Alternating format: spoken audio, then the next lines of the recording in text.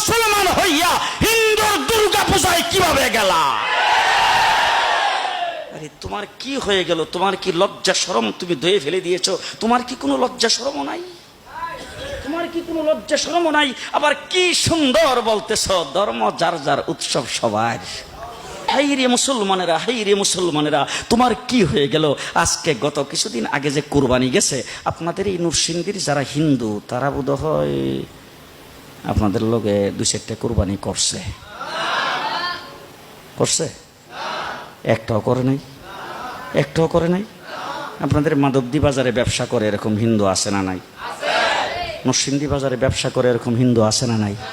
মুসলমানদের সাথে তাদের ব্যবসা লেনদেন আছে না নাই? আরো জোরে বলেন, আছে না নাই?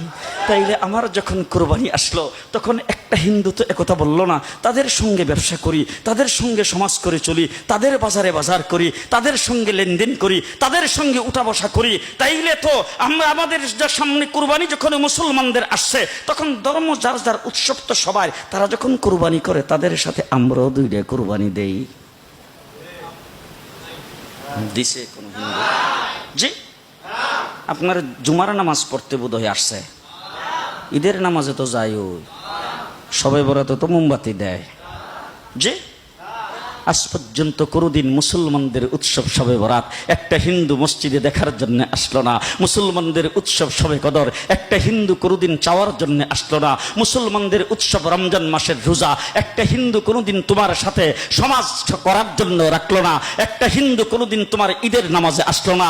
একটা হিন্দু কোনোদিন তোমার সাথে জুমার নামাজে অংশগ্রহণ করলো না, তোমাকে দেখার জন্য পর্যন্ত আসলো না। তার কারণ হলো হিন্দুরা মনে করে এটা মুসলমানের উৎসব, আর তুমি মুসলমান হই হিন্দুর দুর্গা পূজায় কিভাবে গেলা? আরে তোমার কি হয়ে গেল? তোমার কি লজ্জা শরম তুমি ধুয়ে ফেলে দিয়েছো? তোমার কি কোনো লজ্জা শরমও নাই? তোমার কি কোনো লজ্জা শরমও নাই? আবার কি সুন্দর বলতেছ, ধর্ম যার যার, উৎসব সবার।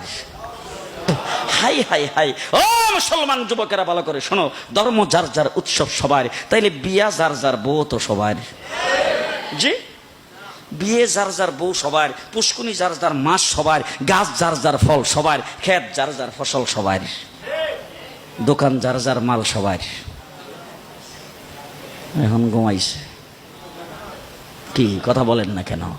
তাহলে আমার দোকানের মাল যদি আমার হয়, আমার ক্ষেতের ফসল যদি আমার হয়, আমার গাছের ফল যদি আমার হয়, আমার গাছের নারিকেল যদি আমার হয়, আমি বিয়ে করলে বউ যদি আমার হয়, মুসলমান আমার পুষ্কুনির মাছ যদি আমার হয়, তাইলে ধর্ম যার, উৎসব তার।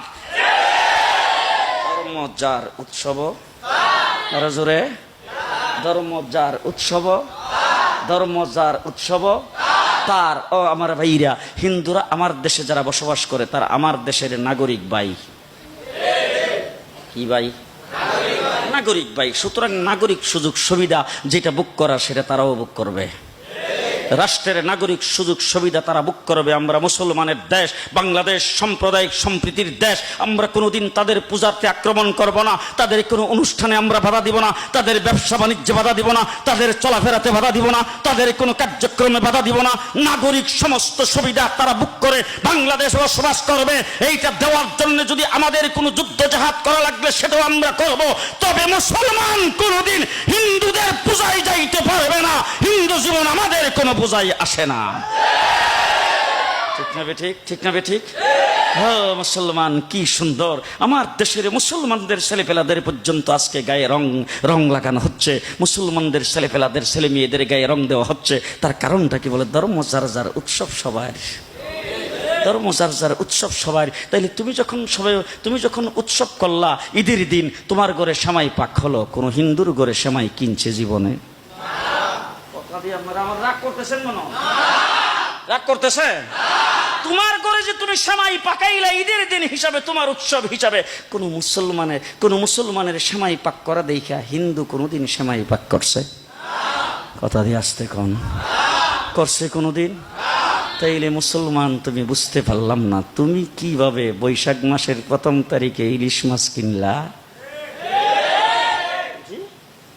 আরে তোমার উৎসব তো হইল মহরম মাসের 10 তারিখ, তোমার উৎসব তো হইল ঈদের দিন, তোমার উৎসব তো হইল শবে বরাত শবে কদরের দিন, তোমার উৎসব তো হইল রমজান মাসের ইফতারের সময়, তোমার উৎসব তো হইল শুক্রবার দিন জুমার নামাজের সময়। তুমি এইগুলি পালন করবা।